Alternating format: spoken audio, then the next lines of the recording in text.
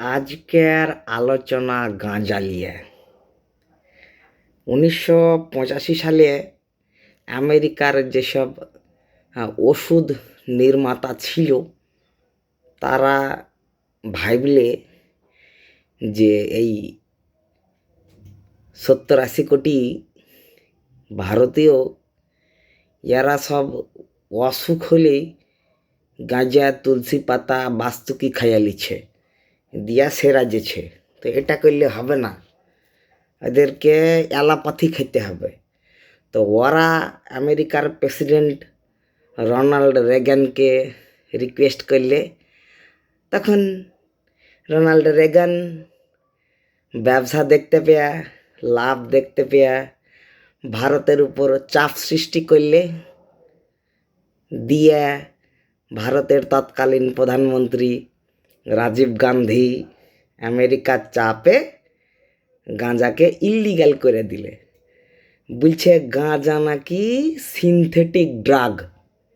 তো এখন বলো, টবে বিচি পুঁতে দাও, গাছ হয়ে যাবে, বড় হলে পরে পাতা শুকিয়ে ফুঁকে লাও, নেশা হয়ে যাবে। তো সিনথেটিক কী করে হইলে বাবা? সিনথেটিক যদি তাই হয় গাছ লাগিয়ে, তাহলে তো ভাতও সিনথেটিক। তো বিচার করবেন আপনারা। এখন প্রশ্ন হইল, গাঁজার নাম গাঁজা কেন হইলে? তো দুর্বাসার অভিশাপে তখন জগৎ শ্রীহীন, লক্ষ্মীহীন গোটা জগৎ। তো উপায় কি? সমুদ্র মন্থন করতে হবে। তো সমুদ্র মন্থন করলে পরে সেখানে অনেক কিছু পাওয়া যাবে। এখন দেবতা আর অসুরে মিলে চুক্তি করলে যে সমুদ্র মন্থন করবে। শেষনাগকে এরকম মন্দার পর্বতে জড়িয়ে দিলে, দিয়ে দুদিক থেকে ক্যাঁক ক্যাঁক ক্যাঁক ক্যাঁক ক্যাঁক ক্যাঁক টানাটানি শুরু করে দিলে।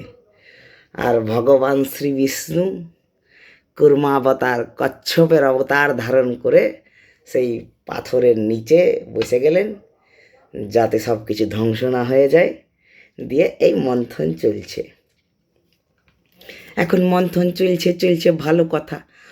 মন্থনে সবার আগে বেরহাইছে কি?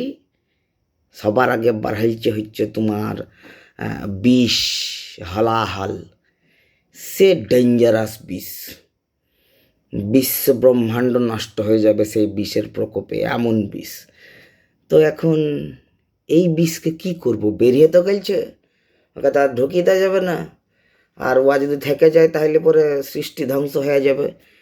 তো কে করবে? পাশে বসে ভোলে বাবা কিছু একটা ভাবছিল, বসে বসে একটা চিন্তা করছিল কিছু।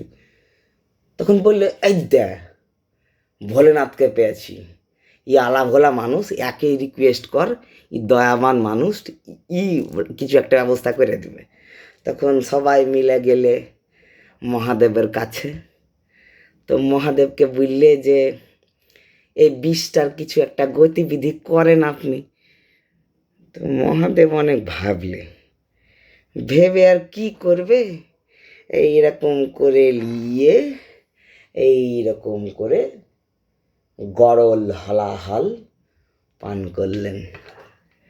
এইবার সেই বিষ যদি চলে যায় ভিতরে, তাহলে সব নষ্ট হয়ে যাবে। আবার বিষকে বাইরেও রাখা যাবে না। তাহলে কি করা যাবে? বিষটাকে গলায় ধারণ করতে হবে।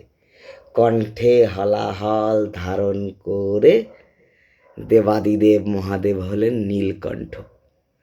তো এখন হলাহল তো ধরে নিয়েছেন, গলা নীল হয়ে গেছে, কিন্তু যন্ত্রণা তো হয়েছে। ভোলে বাবা ছটপট করছে মাটিতে পড়ে, আর সে মৃত্যু যন্ত্রণায় কাতরাচ্ছে, ধরেলেন।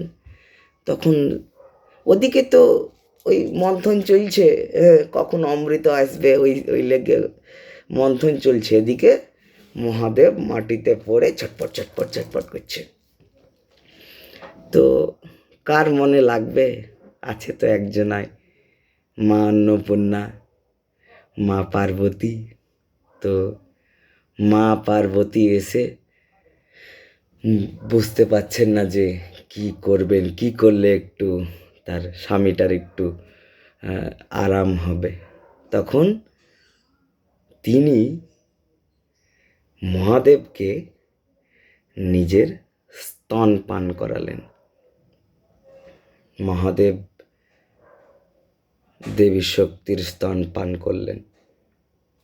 তো সেই স্তন ওখানে গিয়ে ঠান্ডা করে আরাম করলো, শান্ত করলো ভগবান শিবের কষ্ট যন্ত্রণাকে, সেই জ্বলে যাওয়া পুড়ে যাওয়াকে।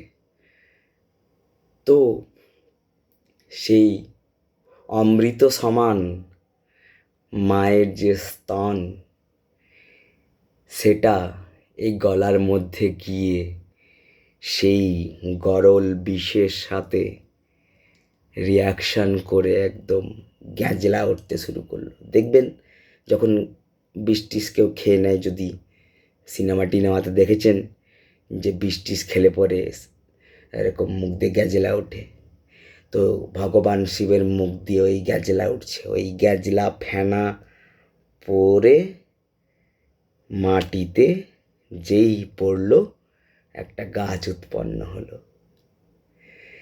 গ্যাজলা পরে যে গাছ উৎপন্ন হলো তার নামই